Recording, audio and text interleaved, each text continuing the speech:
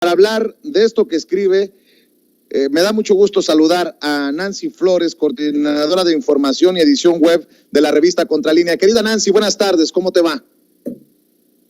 Buenas tardes, Vicente. Muchas gracias por la invitación. Oye, pues que el gobierno de Peña Nieto ni con los resultados electorales dejó de espiar al hoy presidente Andrés Manuel López Obrador. Fíjate que no, lo que nosotros tuvimos acceso son expedientes, varios expedientes con audios incluidos, de cómo se demuestra que incluso después de que el presidente López Obrador ganó las elecciones de 2018, continuaron estas labores de espionaje desde el Centro de Investigación y Seguridad Nacional. Lo que nosotros pudimos observar es que además es un espionaje masivo, totalmente invasivo a su privacidad. No solamente espiaban el teléfono, digamos, de su casa, el teléfono de su oficina, de la casa de campaña, de las oficinas de Morena, sino también todos los teléfonos celulares que tenían él, su familia, todos los contactos políticos que tenían. Nosotros hemos revelado solamente 2 audios, pero tuvimos acceso a muchísimos audios y a partir de esto nosotros elegimos cuáles, digamos, no presentaban gran problema porque, como te digo, son muy invasivos a la vida privada. Y lo que esto denota, sobre todo, Vicente, es que el presidente está consciente y su círculo cercano estaban conscientes de que eran espiados. Si te das cuenta en el audio que escuchamos, son muy parcos al hablar. Generalmente uno no es así de parco al hablar con sus familiares, con sus personas más cercanas. El presidente sí lo era, muy parco al hablar, y esto te habla de que pues él venía siendo espiado desde al menos 1979 y cuando te digo que son muy invasivos, también me refiero a que no solamente espiaban el tema de las llamadas telefónicas, todas las llamadas telefónicas, sino también sus WhatsApp, sus mensajes SMS, sus correos electrónicos, absolutamente todo lo que fuera comunicación a las afueras de su domicilio, a las afueras de las oficinas de la casa de campaña. Habían agentes del SISEN, porque eso se revela en estos expedientes a los que tuvimos acceso en Contralínea. Estaban ahí afuera tomando fotografías, registrando cada llamada, geolocalizando al ahora presidente, y se nota que ha sido un problema pues de mucho tiempo. Estoy viendo, Nancy, algo que tú escribes que me llamó la atención. Cada semana los agentes del CISEN integraban informes donde resumían su comportamiento, a dónde fue, con quién se reunió, con quién habló, si la conexión fue por telefonía fija o celular, verbal o por mensajería instantánea, y se transcribían las conversaciones, incluidas las más irrelevantes. Ah, caray. Pues sí, Vicente, o sea, también nosotros lo que logramos advertir en estos expedientes es que trae hasta comunicaciones muy triviales o muy que no revelan absolutamente nada de su agenda, que son pues hasta muy pequeñas, muy cortas. Todo esto se daba cuenta en esos audios, en esos expedientes, y por supuesto toda la mensajería instantánea que podía intercambiar el ahora presidente con familiares, todo eso que realmente para qué quieren saber eso los espías del gobierno, pues no lo sabemos. El tema es que todo eso estaba integrado en carpetas que se hacían cada semana y se entregaban, yo supongo, a alguien en una posición de poder mucho más alta, ¿no? Porque ¿para qué querrían los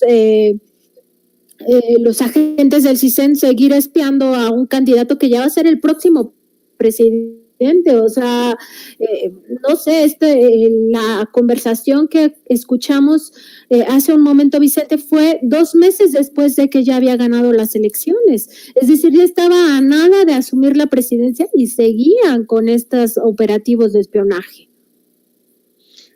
Nancy, enfermizo el espionaje. No te escuché, Vicente, discúlpame.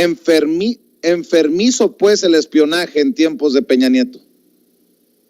Sí, es demasiado, es muy invasivo. Me parece que es ilustrativo también que ahora en el reportaje Pegasus Project se hable de 15,000 números y no sabemos si realmente esos son todos, porque la plataforma Pegasus lamentablemente no era la única plataforma ni el único malware que utilizaba el gobierno de Peña Nieto y que utilizaba anteriormente el gobierno de Felipe Calderón. No hay que restarle carga al gobierno de Felipe Calderón, que es el primero que adquiere estos digamos, software avanzados que ya son súper invasivos. Incluso hay que recordar que cuando se adquiere Pegasus en el sexenio de Calderón, se adquieren otro tipo de tecnologías que eran capaces de traspasar las paredes. Es decir, si alguien estaba cerca de tu domicilio, podrías saber en infrarrojo dónde te ubicabas tú y además de escuchar tus conversaciones, a pesar de que no estuvieras cerca de un teléfono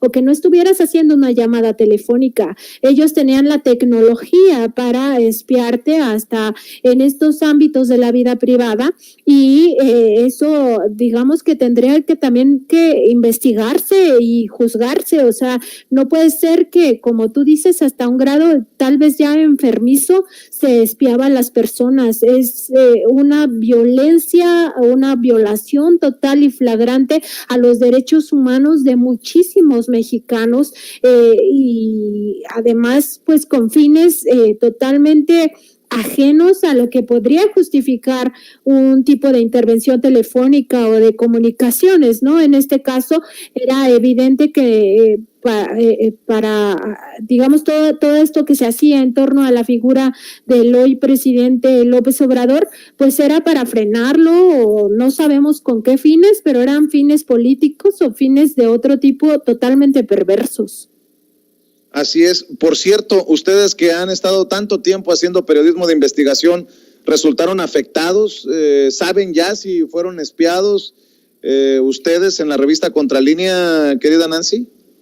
No tenemos información al respecto de lo que se ha sabido hasta ahora de los 15,000 números. Tú sabes, se ha hecho público un número todavía muy pequeño de esos 15,000 números que se atribuyen a números telefónicos de México. No lo sabemos, pues estamos a la expectativa, ¿no? Yo creo que como todos, pero por lo visto es que lo que yo te decía cuando te hablo de que es una invasión total a la privacidad, pero además es de forma masiva, es porque en los propios expedientes a los que tuvimos acceso se hacen redes de comunicación, así lo llaman ellos, y lo que hacen es que si el presidente en su número telefónico celular tenía 100 contactos, a los 100 contactos se les ubicaba, se les ponía nombre y apellido y se les colgaba, es decir, se les empezaba a espiar. Pero eso ocurría a su vez con los 100 contactos que tenía el presidente, es decir, por ejemplo, uno de sus familiares, su hijo o alguno de sus hijos, aparece ahí su propia red de comunicación. Entonces hacen lo mismo, ubican en el centro a la persona, digamos al punto de interés, en este caso un familiar, o también venía el jefe de seguridad, venía el chofer de López Obrador, el propio César Yáñez, su esposa Beatriz, y en cada uno se hacía esta red de contactos y entonces fueran 100, 50, 40, se les espiaba a esos contactos también. Entonces es masivo totalmente, es invasivo, es inimaginable lo que llegaron a espiar estos exagentes del CISEN, o no sabemos si sigan todavía como agentes del Centro Nacional de Inteligencia, esperemos que no, pero sí digamos que es demasiado invasivo, y hablar de 15,000 números me parece que todavía es una cifra sumergida, o sea que el número potencial de personas que fueron espiadas va más allá de 15,000 números. O sea, por lo que nosotros advertimos a partir de los documentos a los que hemos tenido acceso, parece que el número podría ser muchísimo más amplio, porque ya te digo, cada uno de los contactos se le hace su propia red de comunicación y se les espiaba. Ah, carambas. Pues, ¿dónde puede la gente que nos está viendo y escuchando leer este artículo extenso, este reportaje que publicas, querida Nancy, en la revista Contralínea? Y obviamente, ¿en dónde te pueden apoyar en redes sociales con el periodismo de investigación que realizas? Está en www.contralinea.com.mx y la red social de Contralínea es @Contralínea y a mí me encuentran en @Nancy_Contra. Muchas gracias, Vicente, por la oportunidad de hablar con tu audiencia y gracias a tu equipo también. Gracias a ti. Buenas tardes. Nancy Flores, un abrazo, buenas tardes. Nancy Flores, coordinadora de investigación y edición web de la revista Contralínea, hablando con nosotros sin censura.